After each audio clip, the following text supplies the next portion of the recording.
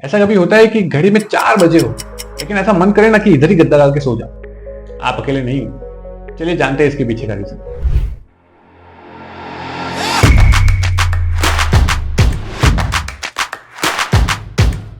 ये सबने अपने रेज्यूमे में प्राउडली लिखा है ना कि I am a multitasking person, इसी की वजह से ये बीमारी पड़ी। वैसे तो ये चीज है ना, इसको लोग बैज ऑफ ऑनर की तरह पहनते हैं कि मैं मल्टीटास्क हूँ भाई, लेकिन ये आपके माइंड के साथ क्या कर रहा है आपको नहीं पता। Let me say it once and for all, multitasking is a myth. अब समझते हैं क्यों। मल्टीटास्किंग का मतलब है एक टाइम पे मल्टीपल टास्क करना, और आप अपने आप को मल्टीटास्किंग समझते होंगे बिकॉज आपको लगता है कि हाँ मैं कर रहा हूँ ना, 2 3 4 5 चीजें एक साथ में कर रहा हूँ तो मैं मल्टीटास्किंग हूँ ना। अभी मैं एक चीज आपको बताऊंगा जिससे ये सारा भ्रम आपका चला जाएगा। अगर आपके टास्क में ऐसे टास्क है जो ऑटोमेटेड है या तो फिर मसल मेमोरी से होते हैं, दोनों चीजें समझते हैं। मसल मेमोरी मतलब व्हीकल चलाना, 2 व्हीलर चलाना या 4 व्हीलर चलाना। 2 व्हीलर चलाते वक्त आप किसी से बात कर रहे हो तो 2 चीजें हो रही है ना, चला भी रहे हो और बात भी कर रहे हो, उस पर भी ध्यान है आपका। बट आपने वो व्हीकल चलाना सीख लिया तो अभी गियर्स अपने आप शिफ्ट हो रहे हैं, क्लच अपने आप दब रही है, आप नहीं कर रहे हो, ये मसल मेमोरी से हो रही है, आप एक्टिवली पार्टिसिपेट नहीं कर रहे हो। तो अगर कोई पर्सन जो सीख रहा है अगर वो करे ये चीज तो मैं मानू।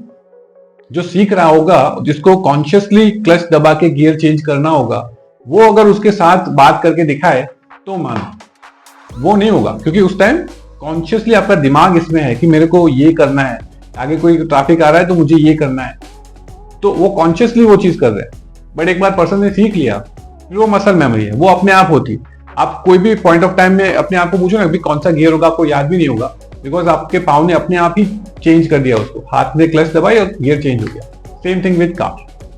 अब ऑटोमेटेड वाली कौन सी चीज है, कुछ टास्क करते वक्त कहीं पे कुछ डाउनलोड करने का आया तो वो डाउनलोड पे रख के आपने कुछ और कर लिया, या फिर वीडियो बनाया है तो उसको रेंडर पे रख के कुछ और कर लिया। तो वैसे तो वो टास्क हो रहा है बट आप उसमें पार्टिसिपेट नहीं कर रहे हो ना, वो ऑटोमेटेड है, वो अपने आप हो रहा है, आप उसमें पार्टिसिपेट नहीं कर रहे हो, वो कुछ करने के लिए रखा और अभी कुछ और कर रहे हो आप। तो अगर ये 2 कैटेगरी में फॉल करते हो तो आप मल्टीटास्किंग नहीं है। प्रॉपर मल्टीटास्किंग किसको बोलेंगे कि 2 3 चीजें हैं जिसमें आपका फुल कंसंट्रेशन चाहिए और वो सब चीज आप एक साथ कर रहे हो तो आप मल्टीटास्किंग। और यहाँ पे 99.9% लोगों का भ्रम चला जाएगा कि मैं multitasking. Nobody can be truly multitasking person. अब सोचो कि एक कॉल चल रहा है जो बहुत इंपॉर्टेंट है, और एक मेल लिखना है जो बहुत इंपॉर्टेंट है, और उसके साथ साथ किसी को कुछ बताना है, कुछ इंस्ट्रक्ट करना है, वो भी बहुत इंपॉर्टेंट है। तो ये तीनों चीजें बहुत इंपॉर्टेंट हो पाएगी एक साथ? नहीं हो पाएगी, आपका ध्यान डिवाइड होगा ही। तो मल्टीटास्किंग नहीं हुआ ये, तो मल्टीटास्किंग नहीं हुआ ये, you are just abandoning one task for another. Call चल रहा है तो उसको बोल रहे कि एक मिनट ये मैं कर लूँ, ये मेल चल रहा है तो 1 मिनट इसको रोकता हूँ मैं उसको बोल देता हूँ। तो you are just abandoning one task for another. और यही सब चीजें चल रही है, आप एक चीज छोड़ के दूसरी कर रहे हो, फिर वापस से उस पे आ रहे हो, फिर तीसरी कर रहे हो, फिर वापस इस पे जा रहे हो। तो you are just abandoning task. एक टाइम पे सारे टास्क पे आप फुल कंसंट्रेशन से नहीं कर पाओगे। तो हम ऐसे जंप कर रहे हैं, दिमाग की अलग अलग चीजें हमको एक साथ यूज करनी है जो नहीं हो सकेगी। एक गाड़ी 100 की स्पीड पे जा रही है, उसको एकदम ब्रेक लगा के दूसरी गाड़ी शुरू कर रहे हैं, तो वो चीज नहीं हो पाएगी।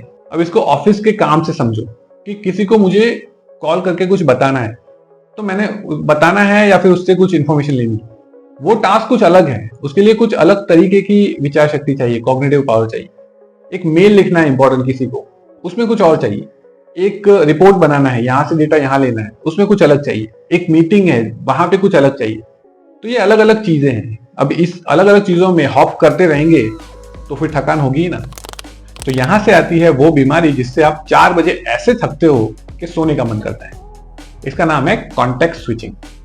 कॉन्टेक्स्ट स्विचिंग ये है कि एक टास्क करने के लिए सर्टेन कॉग्निटिव पावर चाहिए, विचार शक्ति चाहिए कुछ करने के लिए। अब कुछ और तरह का कोई टास्क है, उसके लिए किसी और तरह की विचार शक्ति चाहिए। कुछ और टास्क है, उसमें कुछ और चाहिए। इसको एग्जांपल से समझो कि हमारा माइंड एक बहुत बड़ा मशीन है जिसमें बहुत सारे स्पिनिंग व्हील्स है, पुर्जे हैं बहुत सारे। अब एक टास्क करने के लिए कुछ 4-5 पुर्जे यहाँ वाले चाहिए, दूसरे के लिए यहाँ वाले कुछ 4-5 चाहिए, तीसरे के लिए यहाँ वाले, फिर यहाँ वाले। तो फिर क्या हो रहा है, एक टास्क कर रहे हो ना तो यहाँ का दिमाग चल रहा है, वो एकदम प्रॉपर्ली हो रहा है। सडनली यहाँ वाले एकदम बंद और यहाँ वाले शुरू हो जाते हैं, फिर यहाँ वाले एकदम बंद, फिर यहाँ वाले, फिर यहाँ वाले बंद, यहाँ वाले। अब इसका सोल्यूशन क्या है? इस बीमारी का इलाज क्या है? 3 चीजें हैं, जिसमें से पहली तो मैंने हिंट दे ही दी इससे पहले। आपको सिमिलर टास्क क्लब करने हैं, सिमिलर काइंड ऑफ थिंग्स एक साथ करनी है। मानो आपको कॉल करना है किसी को, मतलब 2-3 लोगों को, तो उसमें आप similar kind of cognitive power use होगा कि आपको कुछ बताना है या उससे लेना है, अपडेट लेनी है, तो वो सिमिलर काइंड ऑफ टास्क है, तो वो एक साथ होने चाहिए। फिर जो डेटा वाले टास्क है वो एक साथ होने चाहिए। ऐसे सिमिलर टास्क क्लब करने से आपकी कॉग्निटिव लोड कम होगा, आपको ये स्विच बार बार नहीं करना पड़ेगा, क्योंकि सिमिलर काइंड ऑफ थिंग एक साथ हो रही है, तो स्विच होगा ना वो कम रहेगा।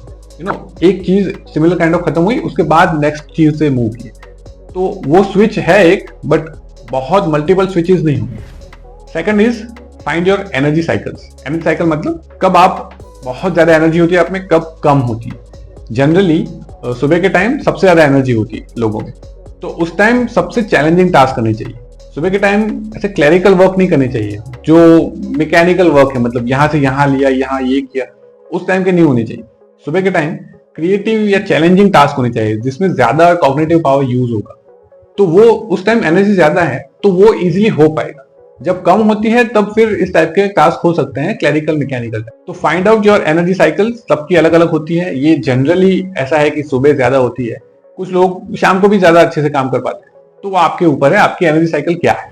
तीसरी चीज जो एक हैक भी है, जो मैं यूज करता हूँ, कुछ कुछ जगह पे कुछ कुछ टास्क करनी चाहिए।